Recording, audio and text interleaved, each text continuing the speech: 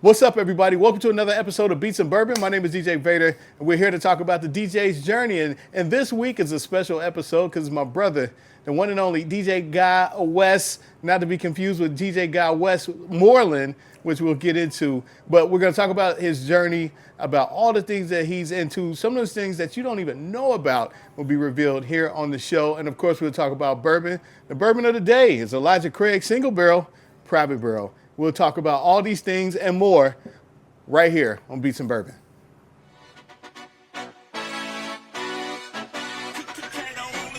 Hey, I'm about to go level up. I cannot settle for nothing. I never been regular. Always knew I could do better. I finally made it this far and I'm not looking back. They didn't see all the time that I put in. Now me and the money are way too attached. Still repping 919. The city is mine and I put it all on the map. Coming for what I deserve. I put in the work. Now I'm about to level up. Been on my grind since 2013. Now the way that I live. Welcome to Beats and Bourbon. My name is DJ Vader, Cincinnati-based DJ who has traveled the world DJing alongside some of the greatest names in DJ and music icon history. Okay? Today, we're diving into the world of Beats and Bourbon, a fascinating new show that's all about the music, the drinks, and the stories that bring them together. Beats and Bourbon is a unique blend of music and entertainment featuring some of the most talented artists in the industry. From country to pop to rock to hip hop and everything in between. The show is all about celebrating the artists and their craft. But it's not just about the music. Beats and Bourbon also explores the world of spirits with each episode featuring a different bourbon and cocktail recipe. So, if you're a music lover or a cocktail connoisseur, the show is definitely for you. Beats and Bourbon. My man, Mellow Grand, DJ Guywes. What's up, man? What's up, bro? My bro. Hey, I'm good. Good? Yeah. All right. So tell everybody, a little bit about yourself and what do you do? Well, so I'm DJ Guywes. Obviously a DJ, but also a music producer. So I started doing both around the same time, making beats, learning how to scratch. But I got started doing that, tagging along with my brother, he was a DJ. And when he gave up on it, I just kept going full steam ahead. So that's just been part of my life forever. I started out, man, when I was 13. 13, okay. Yeah. So in high school, that was my hustle, selling mixtapes. And, but it was just always in love with music, man, because, I came from a musical family. So that's been a huge part of my life. So tell me more about, you said you come from a musical family. Yeah. Give me a little bit more insight to that. Yeah.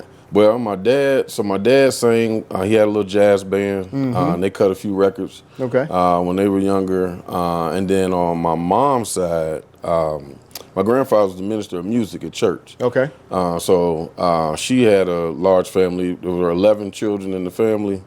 Everybody learned to play, at least learned how to play the piano. Okay. As a standard. As a standard, yeah. Okay. Yeah, my grandfather taught them that, and then my uncles, they all played guitar as well. So they would go and perform. They do a little family band at times. Even had an uncle who did some session work with some big folks. Got a chance to tour, and so being around that growing up, that just made me I just fell in love with all styles of music. Excuse me, and it's in the blood. It's in the blood. Yeah. So what instrument do you play? So honestly, man, I'm really gonna say I play the turntables. I can play keyboard, but I cannot.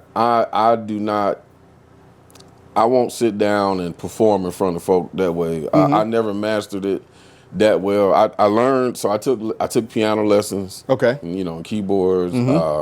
My mom always had a piano. I was fortunate to have a piano in the house, an organ. So I always had something like that around. But I also took drum lessons, saxophone. My brother did marching band. So, I did concert band when I was in school, up until high school. Then I dove so hard into DJing and trying to do hip hop production. and still play some sports here and there that I didn't really want to do formal band anymore. Gotcha. So so I never really mastered an instrument. I've been digging back into it more now, trying to master one because my daughter's trying to learn. So that's been fun because she's igniting that passion and watching her learn. Yeah. So you said that you started DJing when you was 13. Yeah. What got you into that? Besides watching my brother tagging along, just playing roadie with him, man, just listening to hip hop records and trying to figure out, obviously we didn't have YouTube, right, to watch what people are doing now or any other streaming. So whenever I got a new record, I was always trying to hear what was the DJ doing. Gotcha. I was always fascinated with that. Guys like Jam Master Jay, Grandmaster Flash, Jazzy Jeff, man, so many. DJ Cash Money. Those Philly DJ, New York and Philly DJs really got me excited. And then there were other DJs that came along that I would just, Rodney O from the West Coast. Just listening to those guys, I just fell in love with the sound of scratching. Was fascinated about how can I make that sound, or what? Oh, that's what they did, or but even going to like when Herbie Hancock fused jazz and hip hop, and he what was it, a Rocket? Rocket, and you heard that scratching. At that time that was still new to hear that on a record. Yeah, and absolutely. Like, wow, what is that? Okay. So I wanted to do that. I wanted to be that person, and especially with hip hop in the past, the DJ was the producer. You know. He or she kept the beat going, manipulating break beats, so the MC could do their thing. So I wanted to be able to do that. So gotcha. Yeah. So did you have an already made set of gear because your brother was a DJ? Yeah. I was fortunate to have a little bit of gear. I had some Audio Technica belt-driven turntables at first. Okay. With a Radio Shack, realistic mixer. Shout out to realistic mixers. mixers. Yeah, man. And so you made it do what it do. I didn't have 1200s or anything like that. The standard, the big dogs. It was much later in the game when I was able.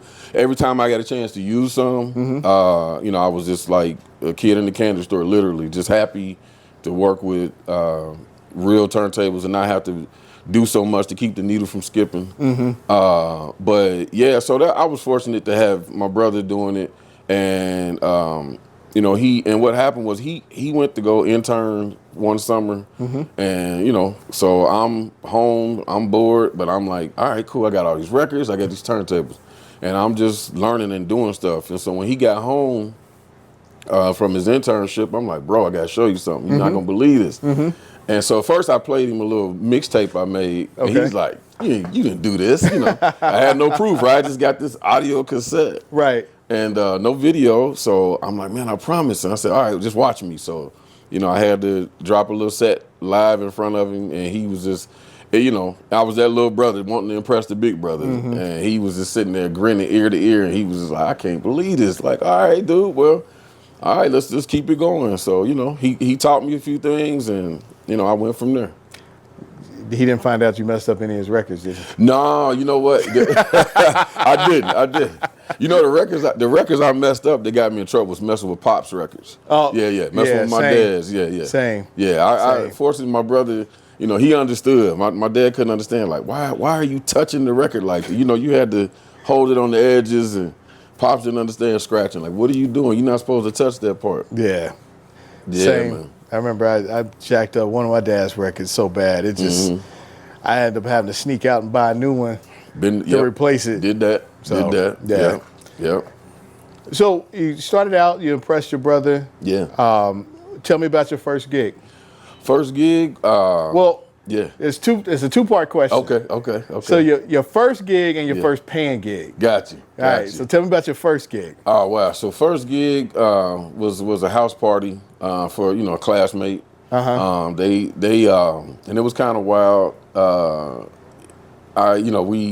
was at an apartment, And he said it was a house party, and it turned in really was more like a neighborhood block party is what they had set up. Okay. And so it got a little energetic.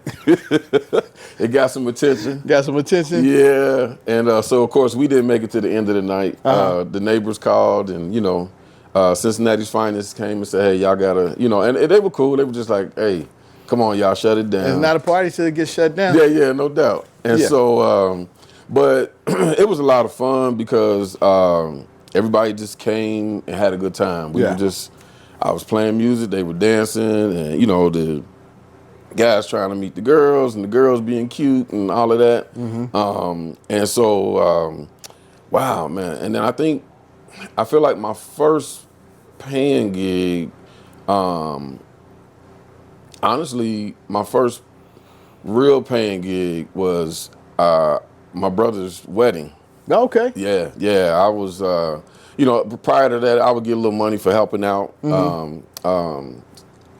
Squire, shout out to Squire. Squire would let me tag along with him. Squire would throw me a little money. There were a few other DJs that I would just pop up at parties and just watch and hang, and sometimes, hey, can I get on for a minute? But most of that, there was no money in that. The only money I was making from DJing initially was my little mixtapes at school. Gotcha. So then, when my brother got married, he insisted on paying me because I didn't, it's my brother. I'm just gonna do it. Yeah.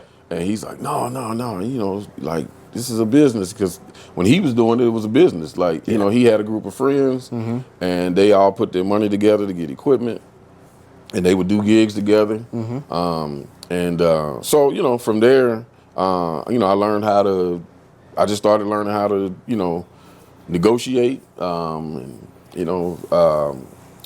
build up some clientele. Get your little business cards and go from there. And from there, man, it was no looking back. No looking back. Yeah. All right. So you knew that this was your thing, like when you started. Yeah, I knew I wanted it to be. Like I said, I was fascinated. In my early teens, there was a show at Bogart's. I mentioned Cash Money, and once it was like Steady B, and oh gosh, who else was on that show? But I went to that show, man, and I got there early, and I'm pressed up against the stage because I wanted to watch him. I didn't really care about it. I didn't really care about the rapping, even though I liked the songs and everything. I really just wanted to watch what he was gonna do.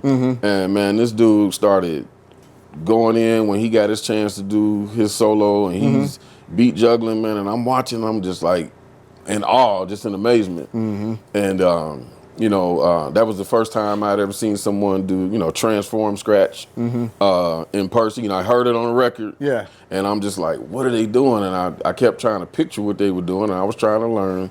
But I was fortunate enough to be close enough. I obviously wasn't right there next to him, but I could see good enough to see, like, okay, I think I know what he's doing. And of course, I'm like, that's not a recording. Like, he's doing that live. Right. Because then, of course, he did some things that were slightly different than the original recording to make sure you knew it was live. Yeah. And, and so from there, that's what really made me feel like, okay, this has got to be something that I do. So, getting paid to do gigs, that probably became more of serious for me as I got a little older. Really trying to say, okay, let me really run a business. When I was a teenager, I know I gave away a bunch of time for free. That's a good way of calling it out. Yeah. I gave away a bunch of time. No doubt. All right. So as you are progressing through the years of DJing, you somehow land in the lap of music production. Yeah. How did that come about? Yeah, because, just having that early musical introduction, mom and dad sitting around playing, jam sessions I would hear at the house when my pops, when his band would come over, they would do stuff. My aunts and uncles would come over, family reunions, you named it. Anytime family was together, they would jam. So at first they would play popular songs, and then all of a sudden they just start improvising. So I'm just watching and listening like, okay, that's cool. But of course I'm hearing hip hop mixed with what they're doing, because that was, you know, my music of choice. Even though I heard everything, from gospel to rock and roll to reggae, of course jazz, and then in R&B. And so that's probably also why, and a whole lot of funk music too. That's probably why I couldn't stay with my lessons, because when I was taking lessons initially, they're trying to teach me, you know, Beethoven and all this. I'm like, man, I want to play Stevie Wonder. Like, you know, I want to play that Parliament Funkadelic record I was listening to last night. You know, can we play Knee Deep? Like, you know, so, but yeah, so I wanted to create my own, you know, and I'm watching and listening. You know, initially watching DJs just kind of when hip hop was just more drums and beatboxing. Okay, that was fun. Like, all right, let me find a different. Let me try to recreate what I'm hearing them do, and then let me see what else I could create. And so, you know, early on, man, tinkering around with like little Casio keyboards and stuff, trying to shout out to the Casio keyboards. You know, whatever you could do to and the bossa nova. Yeah, there it is. Right, you had a couple different drum beats, and you know, you did what you could do. So just that desire, man, just always wanting to be creative. And so over time, you know, I was trying to live in both lanes, which to me kind of felt like the same lane, because I felt like DJing kind of gave me an advantage with production, because you know what you usually are gonna know what'll make people dance, or what will people enjoy. And production can be helpful too, as long as you know, sometimes you can, I learned how to sort of like not overproduce. Because when you're creative, you can kind of get stuck in this lane. You know, it's like a painter, just never put the paintbrush down. It's like that, that paint is never done, right? But it's like, oh, it's perfect. No, you know, so, you know, you just try, and then the confidence grows, and, you know, getting to a point where I'm like, all right, let me share this. So the production really got serious for me, you know, after high school. When I went to college, I wanted to do that. My family said, no, go get your degree. And so, you know, I was trying to do both, but it was tough because I didn't have production equipment when I went to school. I just had these ideas in my head. So it's hard to do some production with just beatbox. That's it, you know? Man, literally, like, I wish I could find the cassettes. Like, I'm sure I would laugh at myself now. Like, I had a little cheap mic, and I would hum bass lines and melodies onto these cassettes. Like, one of these days, I'm gonna come back and create. Create. Yeah. You just can't find them now. No, they're gone. They're gone. Somebody got a whole tape of you humming. Hey, maybe, right? Gotcha. I hope they don't release it and demand some payment. Like, it might be a bestseller, man. Hey, maybe, you never know. Maybe. Yeah. So, you've been in the game for a while, so you got to see the transformation of DJs, right? Yeah. How do you feel about the state of equipment now versus when you started out? Yeah, I think it's dope, honestly. I'm, you know, in my other professional life, you know, I'm an IT guy, I'm into technology. I've always tinkered with things, you know, got in trouble taking something apart, trying to put it back together. Just wanted to see how it worked, or could I make it do a little more. So, yeah, I mean, I'm an old school DJ. I started out on vinyl and learned that way, but I appreciate the technological advances, because having gone through that, you know, carrying the record crates, and they were heavy, you know, carrying the heavy amps and big speakers, to now where we've got, you know, amplified speakers that sound really good, you know, cordless mics that aren't ridiculously expensive anymore, you know, all this technology, and then, you know, being able to DJ from a laptop, or even a thumb drive or whatever, depending on, you know, what controller you're using. You know, I think it's cool because, you know, it makes life a little easier for us. Right. And I'm okay with that. I'm not upset with younger DJs who never experienced what a lot of us experience. You know, it's okay. I do encourage, and I do, you know, I also teach. I didn't mention that earlier. I teach. I know, I was about to roll into that. Yeah. So I try to encourage when I'm teaching DJing the younger DJs or new DJs. I try to, you know, I always teach a little bit of that early history. I think it's important. to get some of that. Just like when you take in traditional music, they're going to teach you theory. Right. So, there's theory to what we do.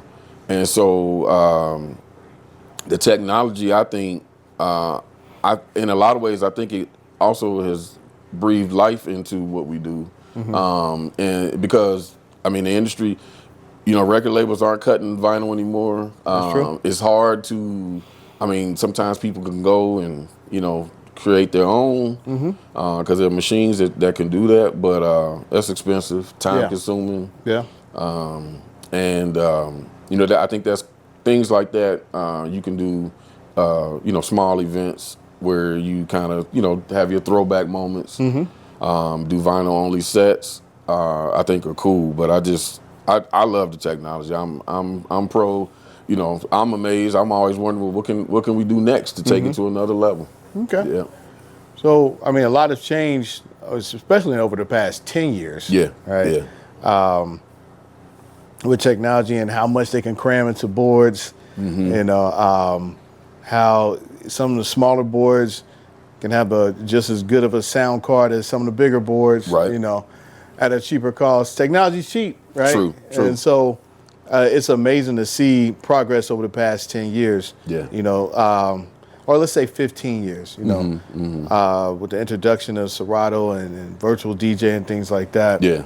DVD turntables, like True. A lot of stuff has happened over these years. So it's good to see that you embrace it. Yeah. Because we personally know a lot of people that don't embrace it. Yeah. I think that at some point, depending on how well you want your business to be, you have to embrace it. True. You have to embrace it, or you'll be like the dinosaurs and go away. That's true. Right? Yeah. So if you all out there are watching, like, embrace this technology. Like, if you love music, you love the craft. That's right. You're being forced to embrace it anyway. Yeah. Right. You can sit and listen to vinyl all day. Yes, absolutely. But there's going to come some song that you're going to want, and it's not going to be on that medium. You're going to have to embrace technology. If you don't have a Nokia, what was it, 3010 phone anymore? Man. Right. Then you've already embraced technology. That's right. That's true. Unless you still walk around with a flip phone. I don't know. Yeah. No, you're right. You're right. Yeah. So, talking about technology and everything, I've talked about this to other DJs that's been on the show. How do you deal with the short attention span of your audience sometimes? Yeah. So for me, coming from that old school area where you really, you always had to read the crowd. That's one of the first things I was told. Right. Because when I was young, when I first started DJing, I'm a scratcher. I like to scratch. And when I was young, that's really all I wanted to do. There were times when you could put a record on, and now I'm up there just, and I'm not really paying attention to, okay, it's time to move on to the next song. Or I didn't even think about, like, even if they're still rocking with it, because, as we know back in the day, there were a lot of records you could let play a long time. Planet Rock, Set It Off, records like that. Doing skating rinks and, certain parties, you could kind of just let those records play. Right. And so there was room to scratch, but I also had to think about, okay, when I'm ready to mix in a new record, what is it? Have that, now I know now, I'm thinking sometimes 2 and 3 songs ahead. So is with attention span, I try to focus on, do I have the majority of the crowd's energy? And if I don't, okay, again, I probably I had something in my head anyway, and I just try to get out of that, whatever's playing, as fast as I can. Okay. But I still also, I try to encourage crowds a little bit. I still try to blend some of that old with the new, to where I give people, that, try to recreate some of that nostalgia, just depending on the crowd. Gotcha. I play in, all these different arenas, where there's a club, a bar, private events, corporate events, and weddings and birthday parties. A lot of them require a very different approach. Dealing with attention span, for me, when I would most of the time when I noticed that is typically with younger crowds. What helped me out, my son helped me out, honestly, because he kept me in tune with younger music. Okay. Between he and my daughter, they keep me connected to what's hot with young people. So if I still take on an event with and then not just events with young people are the predominant group there, but even groups where you got a huge cross section of folks, like family reunions or graduation parties, right? It's a college graduation, so this person may be 21, 22 years old, but you got grandma who's 75, 80, you got mama and them, you got the 30-somethings who a little bit older than the 20-somethings, and they're in a different lane.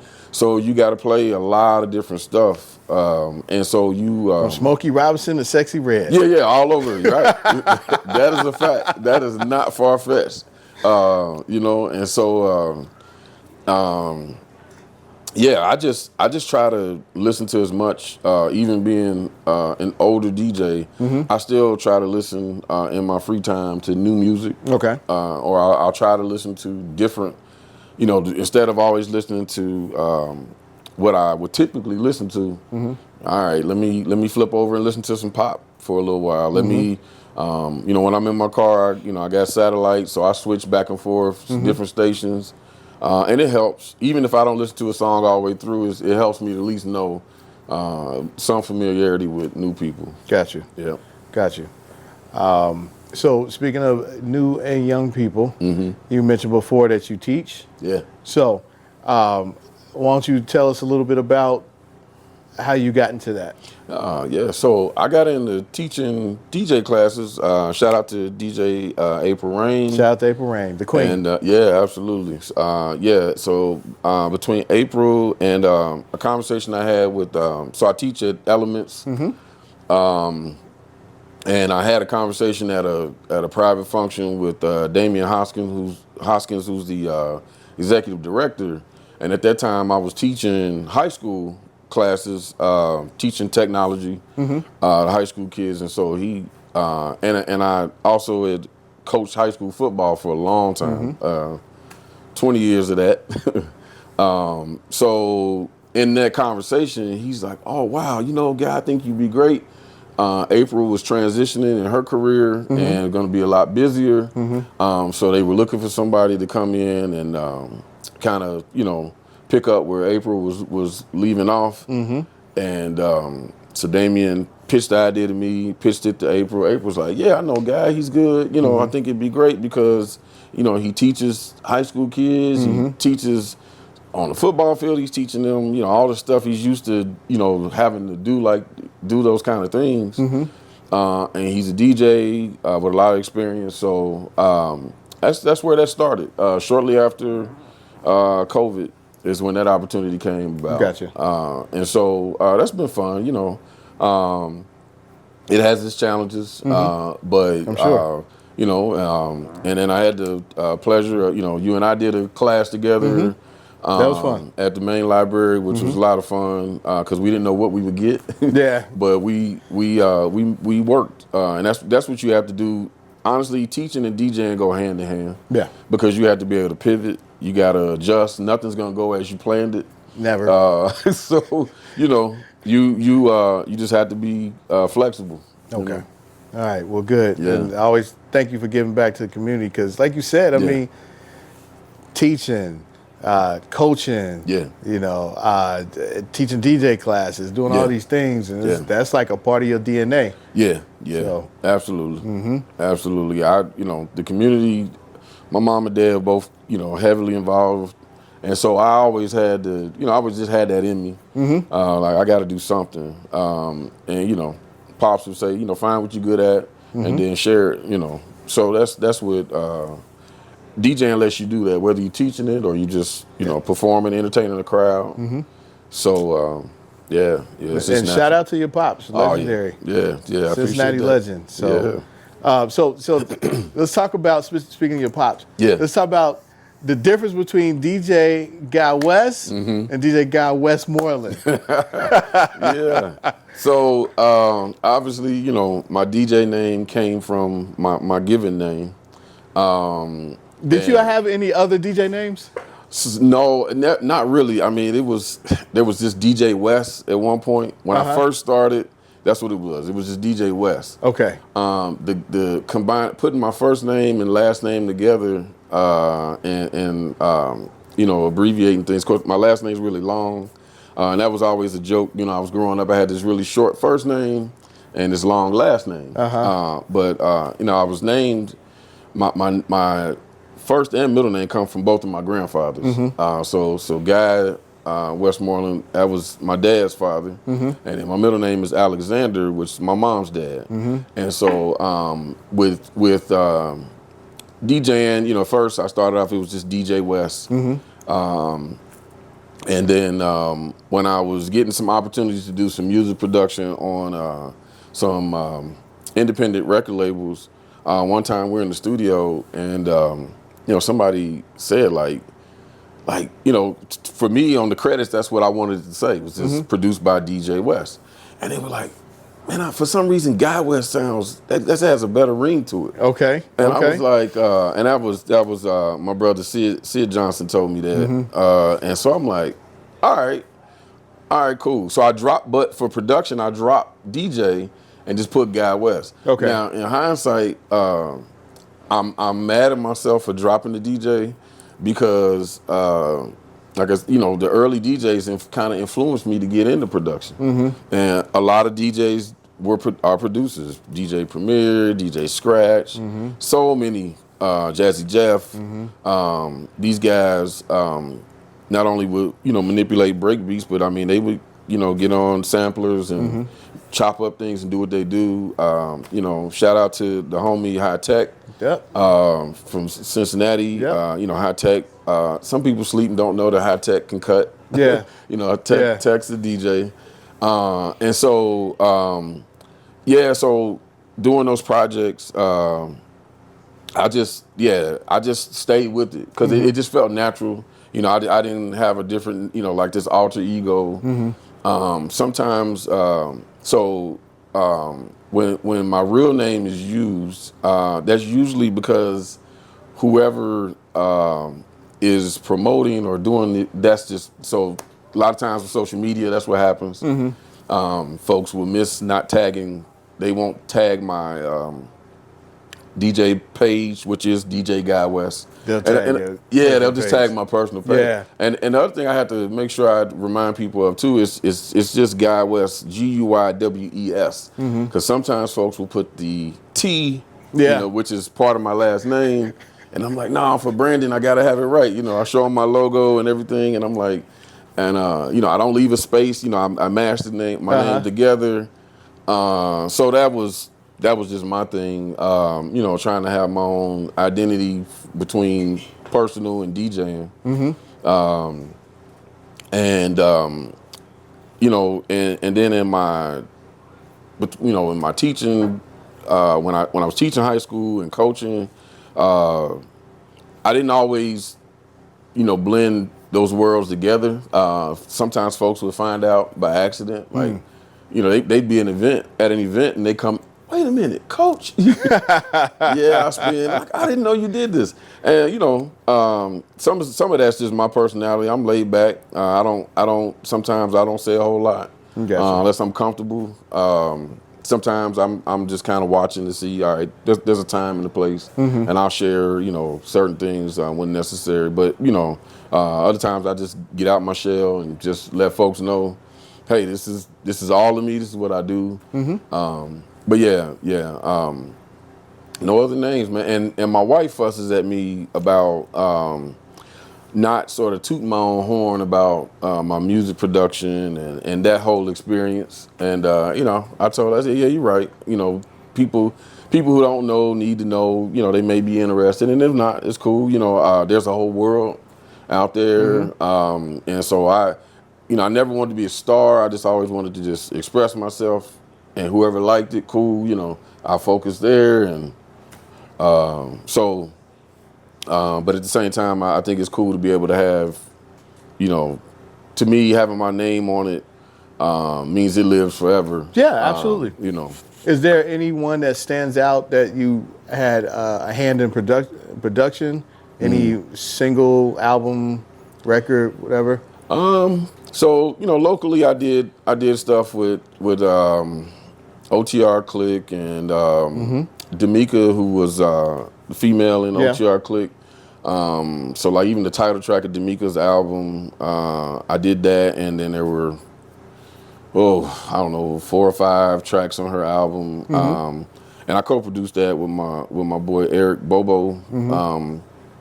Eric, talented musician, producer, and so and then we did some remixes for OTR Click, and then after that, a lot of my production work though was always with artists from outside the city. Gotcha. Artists in the South in particular.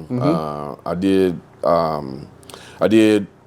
but I'm sorry, let me go back to the OTR Click and D'Amica. So in addition, I did an album with that same label, was All Net Records. There was a group called Composure. Their album was never released, unfortunately. Really good album. Just, you know, I mean, I'm saying it because I'm on it, but there was a lot of other producers on there. That's when that's how I first met High Tech. Gotcha. Tech had a relationship with those guys, and so we all were in the studio. A few other local cats, Z Hadley,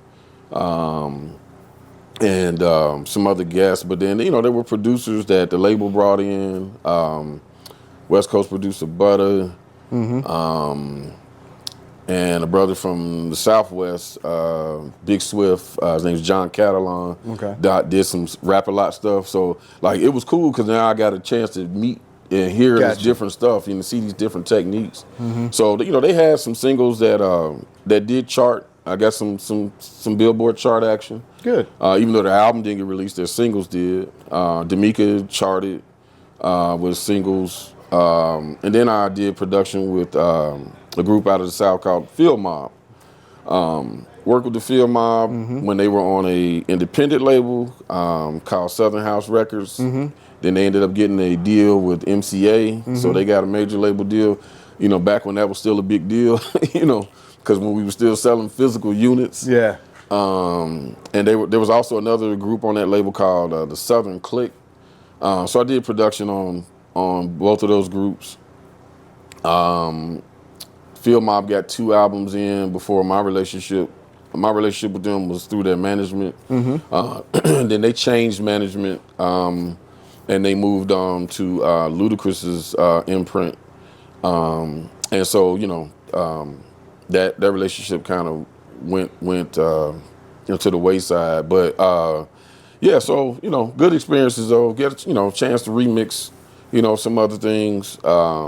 And then since then, now I really focus my music production more on trying to do like sync licensing. Okay. So yeah, I'm not really trying to do, you know, I do plan to like maybe release some instrumental albums or EPs myself digitally. You know, they'll be short, 4 or 5 tracks at a time with a different focus.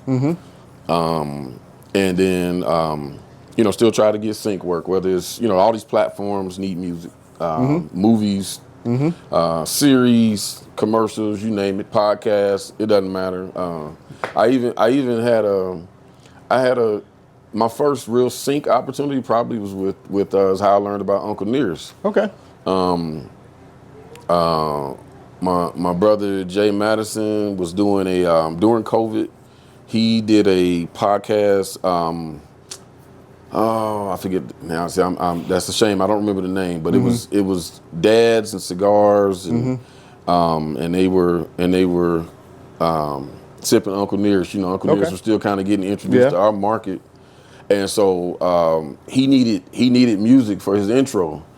And they had previewed some stuff, and he was like, "No, I'm gonna hit my boy Guy up. I know he's got some beats for me." So I sent him, you know, a couple of tracks through email, and he hit me back like, "Yo, I like this one," and I'm like, "Cool." And so, you know, they used it on the podcast, and that was cool. Nice. And I said, "All right, let me let me get back into trying to do that a little bit more. Yeah. So, yeah. Yeah, but Uncle Nearest was the drink of the pandemic. I know it was not your drink for the pandemic. Like it was. Yeah. Yeah, we was killing Uncle Nearest. We were. Shout out We to were. Uncle Nearest. Shout out. So speaking of bourbon, like so, I know that you're a bourbon connoisseur as well. So what's your go-to? Like what do you? Oh man, so honestly, I don't know. If I'm a connoisseur yet. I feel like I'm still learning, but I like. And I guess you could always learn, no matter how long. But man, at home now, if I've got Angel's Envy, and usually there's Woodford around, and some Buffalo Trace. Buffalo Trace and Weller, one of the two. So I gotta give you a shot. You introduced me to those, and I like them, and I can really tell the difference between them all now. If I'm out, depending on where I am, I know what they have, and then sometimes I'm gonna try to sample something new. Yeah, just so I can see, Absolutely. all right, do I like this or not? And so. Yeah, it really has become, if I'm going to drink, that's become the drink of choice. Okay. Yeah. So I guess today we have Elijah Craig single barrel, private barrel, so it's a special bottle. Yeah. Shout out to DJ Ken Masters on the allocation. Yes, sir. And it's uncut, straight from the barrel. Nice. But it's 122 proof.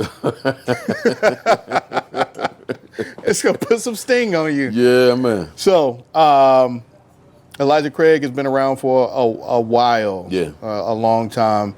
You can look up. They have different brands of Elijah Craig. I think I like the toasted barrel myself, but I've never tried the private barrel. Yeah. So we're about to find out. We're about to find out. Yeah. All right. Yeah. You go ahead. Get your own poison, brother. Yeah, I think I've had the other. I know I've had the other. Never had this.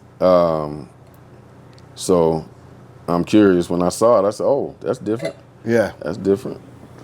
Yeah.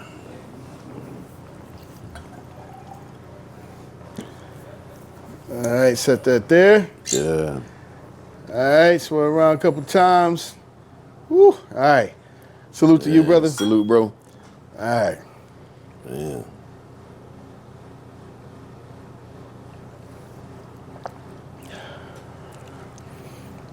All right. Yeah. I like this. Yeah, it got a bite to It it. got a bite for sure. You can feel it. You can feel it Yeah. going down. But yeah, I like it. Yeah. I like it. I can taste definitely caramel. I taste that hint of caramel for sure. Yeah.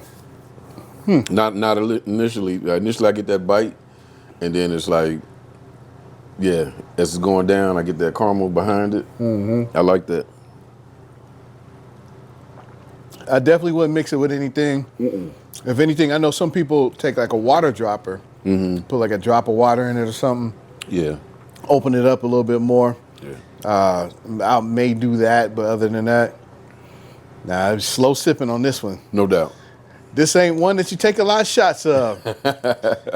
Nah. So, where do you see DJing in the next 5 years with the incorporation with AI? Yeah. Where do you see it at? I think how we were talking earlier about technology and things evolving. I think DJs should continue to embrace and the way to set some of the ways to set ourselves apart would be to just continue to try to be creative. Like one of the things I love about technology now is using stems because that reminds me so much of sampling and production. And so If you do it right. If you do it right, this is true. Because a whole lot of train wreck stems. Yeah, and that's why I think it's helpful for folks to learn a little bit of music theory. Yeah. So they can hear what's in key and what's off key. Right. Because just because I can take this vocal and now I got an acapella or this melody, and I blend. Sometimes it's way too off. It's on beat. It might be on time, but the keys are just a true train wreck. And I think that comes with practicing and just listening to music more, listening with a musical ear versus just, what's hot and what's not. Yeah. But I mean, as in music theory, you should learn the keys. You should. You should, and absolutely. Then eventually you'll be able to hear it. Yep. To hear a set that's mixed in key is almost flawless. Yeah. No, it is. Yeah. It is. So if you are going to use, stems and make your own edits and blends and stuff, try to use the same key. This is true. Right. Absolutely. Because other than that, the people that know is gonna know you mixed out a key. And it just don't fit the same. No, it doesn't. It doesn't. And it feels bad. And so, but so with AI, I think we can use it. We can use it in a way I think that's, still has some purity to it. And so what I mean is like not as a cheat code to DJ. Like it could just be as simple as helping me organize my library. And things like that, helping me do some of the business stuff behind the scenes of DJing. Not necessarily assisting me when I'm, like for me, I wouldn't want any help while I'm doing a set. The only help I want is my crate is organized as much as possible. And, that's on me. I'm going to probably do that as manually as possible because it just helps me, I'm just used to, I think that comes from that old school when we were organizing our crates a certain way. And you knew this is the slow jam crate, this is the mid tempo, this is, the hip hop, this is, even maybe it was by region, this is my East Coast, my West Coast, and my down South. And so, I think obviously, they're using AI to do different things. And honestly, it's been going on with, I mean, if you play music from a jukebox and depending on the settings, the jukebox is using some form of AI to give you, or like when you are playing from any of our streaming services, if you just go hit, radio station, that's using some AI, to play songs that are in the same lane as the whatever you started out with. So do you think AI will eventually take over the physical DJ in places? Some places, I think some places that don't respect the art and the energy that a DJ can bring, they'll use it. Now, how long they'll stay with it, I don't know that. I honestly don't think that venues will be able to do that long term. I think they'll have to have a mixture because just like when I mentioned the jukebox, there's no energy when there's just a playlist. When there's a DJ, even if he or she doesn't work the mic a lot, it just changes the energy when there's a live human being that's true. Spinning. I think, there'll be some places though that where, there's certain markets where I could see that being attempted and working, for that customer that's okay with that. But I think we as DJs are here to stay. And we can kind of drive that technology, honestly. We don't have to just let all the decisions be made by DJs. Honestly, I think that's why a lot of the software has, grown in a way to help us because the company started bringing DJs in to help. They started listening to DJs instead of just, hey, you know what? I figured out a way to program X, Y, Z. Well, that's not really helpful to, who's that for? There's a, it's really hard to say. That's why I really hope that we, those of us who've been around, continue to learn, and then the new DJs take time to learn everything there is about the technology because AI really can't read a crowd, I don't think. You can teach it something, but it's still tough to, you need eyes and a breathing human being to do that. And then, what about things like I mean, who's going to connect the system? Somebody still has to physically set things up. Yeah. You know, just to be, you know, on the basic tip. I mean, so that might work in certain settings, but you know, in settings where you know, I don't know, like a casino where the focus really isn't people dancing or being entertained. It's just more background noise. You know, for if it's the casino floor, or the bars and areas like that. But you know, if there's some event going on, well, now you really need that human interaction. Yeah, I agree with that. Yeah. So what's happening now, what I'm seeing is that bars are getting shut down from having live entertainment because of licensing. True. And it seems to be like that is like the trend now. Like they bum rushing up in there and shutting bars down because they don't have the proper licensing to play music. Yep. And so I'm wondering how that is going to affect the way that bars go about now, whether they're actually going to hire DJs or are they just going to succumb and just do jukeboxes or whatever. Yeah. There was a place that was in this vicinity somewhere. Yeah, I saw that. That got hit. Yeah. So I wonder how, you know, what's your thoughts on that? Like, what do you think? Yeah, I think, you know, it's definitely concerning, you know. I think that we, you know, just like for DJs who are getting into it for the first time or, you know, learning, you know, there's things you need to learn. I think bar owners, you know, folks who are owning and running establishments need to make sure they're doing their homework and just not taking that risk of not being licensed to do it. If it's not affordable, excuse me, maybe there's a way that, you know, I just think if you do your research, maybe there's a way that you can still operate legally without getting yourself in trouble. And I honestly think some of it I think is a little targeted just because, you know, somebody's disgruntled, somebody's upset. Yeah. So they report. Yeah. You know. Yeah. But yeah, I think you know, for us, we, you know, as long as DJs, if the bars and those establishments are not available to us, well then maybe we go back old school in ways like when we would, you know, rent out halls and, you know, if we want to put on events, you know, because nobody's running into private events talking about licensing because it's different. Yeah.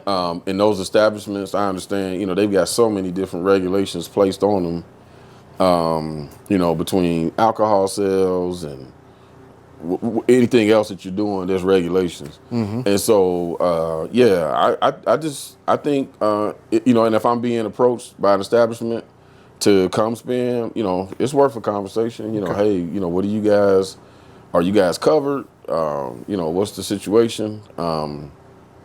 Do our homework as best as we can. And, you know, be prepared for change because it's constant. Yeah.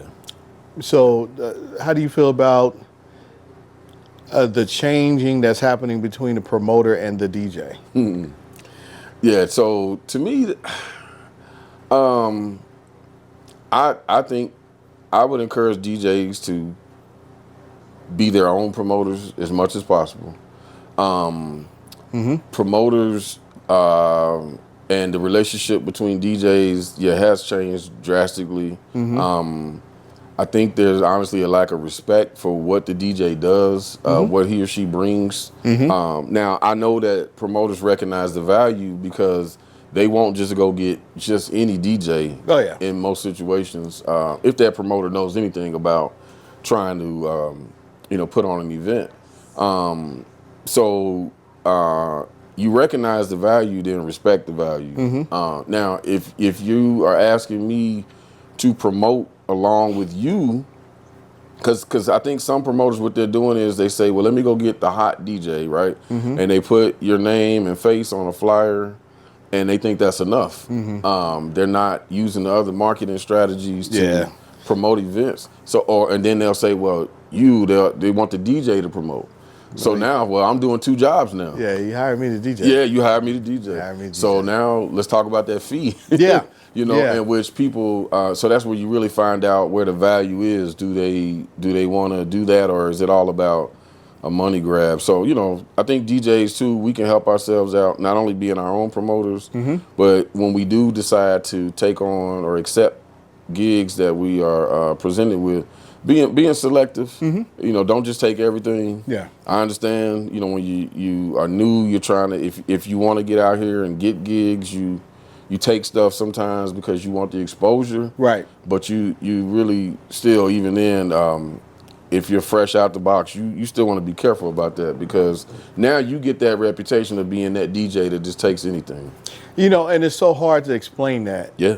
to a person that's like, yeah, I'm getting this money. Yeah. Right. Like, but no, there's more money out there. It's Like, true. Yeah. And if you are the person that's going to grab the first thing, Yeah. then you will always be that Yeah. person. And it's not to say that we've never been in that Yeah. situation, Absolutely. you know, in our DJ careers. Yeah. But you got to learn from it and move on, Yeah. right? Especially Yeah. if somebody's trying to give you some knowledge. Yeah. So, you know, I bring all this up because, you know, me and you, we run in the same crew, That's right. right? That's right.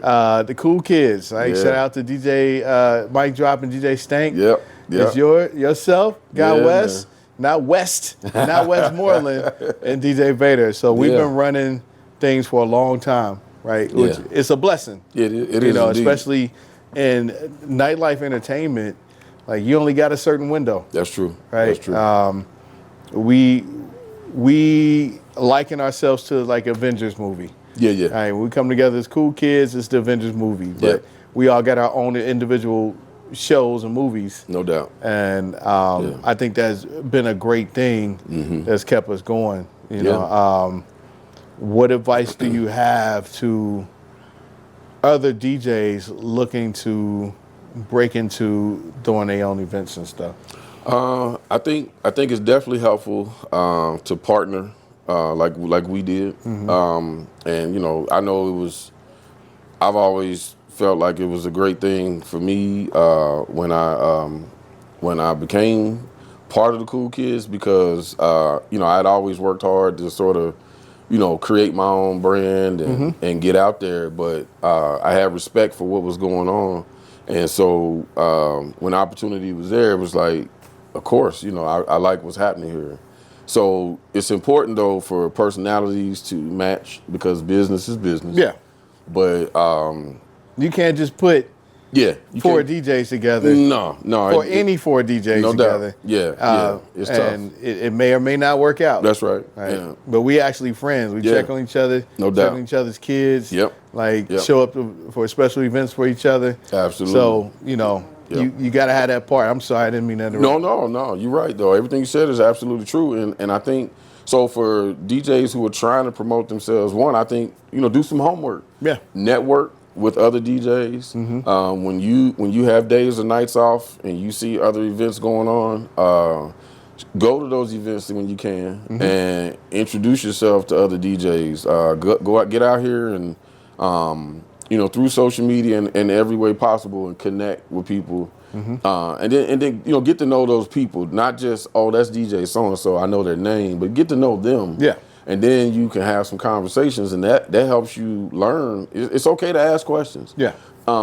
Now, one question I will say, just for me, don't ask that DJ how much they got paid for an event. You know, that's you're out of bounds when you do that. Yeah, it's not your business. Yeah, not your business. But you can ask questions like, "Hey, what's ballpark? What's the market like? You know, in this area?" Things like that are okay. And then, you know, if you're interested in venues around the city, the region, or whatnot, you gotta go out. You gotta meet people. Yeah, you got to go out. You gotta go out and you gotta introduce yourself. You know, and so with that, I think presentation is important. You know, you gotta look the part. You know, certain places are gonna call for you to maybe have on a suit, and other places You can't be gonna, showing up in a polo, huh? yeah. You can't be showing up in T-shirt. Nah. Certain places Yesterday's you can't do that. jeans, huh? That's right. Yeah. Yeah. Yeah. DJing is a business. It is. You know, and so certain environments, of course, yeah. You know, a cap and a hoodie is cool because that's the vibe there. Yeah. And that's okay. But you know, have your stuff together, have your social media together. You know, I think being a well-liked person, and of course you got to have that personality. Yeah. Being a polite person, a friendly person, and then people are going to want to come to your events because they know you and say, "Oh, I rock with that person. Oh, he or she's having an event. Cool, I'm gonna go hang out." Yeah. You know, but just definitely study the craft. Have your equipment, your business, and you know, in order. Contracts are important when you're working with establishments. So that's why, but I think it's very important though for someone who hasn't done that to maybe go and approach others who have and say, "Hey, what's that experience like? You know, tell me the do's and don'ts. Give me some of your experiences that you learn from." And then, you know, and I think one of the most important traits is just to be able to be resilient. Yeah. Because you're gonna have a slow night, and you can't get defeated emotionally and say, "Well, forget this. This isn't for me." You know, lick your wounds, figure out what worked, whatever didn't work, Absolutely. and then try it again. You know? Yeah, you're gonna have more slow nights than fast nights. That's right. You know, and the way you bounce back from it is your resiliency. Yeah. So, Yeah. you know, you're right. Ask questions, network. You know, try to save your money. Yeah. Try to save your Yeah. money. Absolutely. You know, we got people that's out here that's been in the game for a long time that still don't have their own equipment. Right. And that's just blasphemy. It right? is. It is. I agree. Yeah, and I get it. Everybody's situation is different. Right. But you know, if you're gonna call yourself a DJ, have your own equipment in some capacity. Yeah. Absolutely. Right. Absolutely. Right. So, and learn the equipment. Yeah, that part. Because that part. Yeah. So just like don't get it because it's the hottest thing out. You don't know what you're doing with it. Yeah, you got to spend some time. You know, get online. I mean, now you know. I used to always say to people, like when I would buy my production equipment, and people would, "Man, how do you do such and such on that drum machine?" I'm like, "It can't." Someone said this to me. Matter of fact, my guy Chip Allen used to let me work in his studio, and Chip, I got an MPC 60. And Chip had one, and so now I got my own, and I was trying to learn how to do something, and I'm blowing Chip up. And finally he was like, "God, read the manual." He's like, "I love you, bro. Read the manual." Right. And so, you know, so now you got YouTube and all these other places where people are putting great tutorials together for all this equipment. So if I'm interested, one, I can kind of preview before I even buy it. Right. Two, if I go ahead and make the purchase, now I can get on and follow along with whoever is presenting this stuff, answer some of these basic questions. Learn audio as well. A lot of young DJs don't understand sound. No, they just red. Red is bad, y'all. Red is bad. Stay out the red as much as you can. That red is not good at all. Yeah. You know, red means stop. It means stop. They use those colors for a reason. It wasn't just like they're pretty, you know. Yeah, no. So that's important. If it's pushing red, it's you're doing bad. And all of those things, you know, some of it's not exciting, but it's important. Yeah, you got to be able to. You need to know the name of the chords and where they go. Can't just say here's my plug in. What kind of plug? You know? Right. You should. That's just important as a professional DJ. Keep adapters with you. Yes. You know, you may be at a venue that, you know, you may need an adapter to an XLR or something like that. No you doubt. know, so like you said, know your equipment. Got to know it. Yeah. So speaking of knowing, we're about to get into this or that. Okay. So this or that is where I'm gonna shoot you two things. Okay. And you got to pick one. Gotcha. All right. Gotcha. So let's see. Let's get ready for that. Drum roll, please. All right. Here we are. This or that. You ready?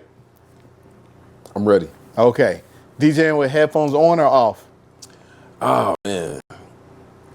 I'm gonna say So can I kind of do like half and half? Like I have one ear uncovered. Okay, well, one ear on, Yeah, one yeah. ear One ear on, one off. Okay. Yeah.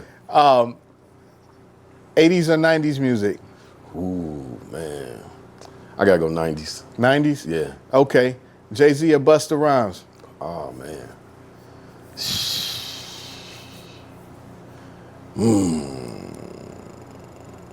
I'll go Buster, honestly. Okay. SWV or TLC? Oh man. I'm gonna go the highest selling female group of all time. Okay. T-Boz, Left Eye, and Chili. Okay, got you. Yeah. Like DJing indoors or outdoors? Wow, man, that's man. Indoors. Okay. Concert venue or a small intimate bar? There's small intimate bars are fun, a lot of fun, because it reminds you of the house parties. Concert venues are like, that dream that you have of entertaining this humongous crowd. But those opportunities don't come as often. So, honestly, the small intimate crowd is probably my favorite. Okay. Okay. Yeah, I had a few opportunities to do some concert venues, loved it, but I had to fight some promoter battles on that. Yeah, got you. All right, so Dr. Dre or DJ Quick? Oh man, I'm going Quick. Going Quick? Yeah. Okay. All right. Both DJs, both dope producers. That's why I asked. Yeah. I'm with you, but yeah, Quick. One, I think Quick is highly underrated. Doesn't get talked about enough. Quick's scratching. I love scratching. So his early stuff, even still some of his later production, he still would do that. I always tried to emulate what he was doing too. I just love. I even tried to pattern some of my music production behind what both of those guys do. Just the sound. Because honestly, and this is no disrespect to any of the West Coast producers, but most of y'all sound came from the Midwest. I just, It's the funk, baby. It's the funk. So love y'all though. So a better producer, Pete Rock or Jazzy Jeff? And this is that, brother. This is this or that. Pete. Pete. Yeah. All right, final question. Outkast or Trap? Oh, Cass. Okay. I gotta go Cass. All right. There it is. I know that hurt. It hurt me to do it. Like those were tough, bro. This is that, man. This is that. Oh man. So again, brother, thank you for coming by. Let the people know where they can find you. You can find me on all social media platforms at DJ Guywes. So DJ Guywes. Instagram, Facebook.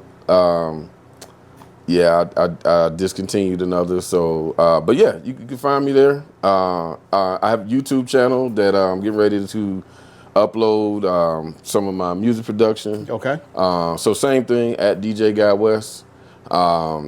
And click on it, subscribe, and soon there'll be some things coming. Okay. More content there. So yeah. All right. Thank you for having me. Oh man, it's my honor, brother. Yeah. My honor. So, I want to say thank you for taking time out your busy day and coming. We couldn't get the schedule together before, but we're here now. Yeah. And I appreciate it, man. So thank you. Keep doing the things, keep doing the good things. I know it's hard living under a legendary father status, but you are doing a great job, bro. Yeah. And giving back to the community and killing these parties and making people fall out because they dancing too hard. All right. So keep doing that, man. Keep doing that. I appreciate you, bro. All right. Salute to you. Salute. So thanks for coming for another episode of Beats and Bourbon.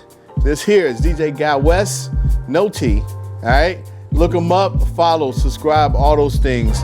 And we'll see you next time on another episode of Beats and Bourbon. Salute.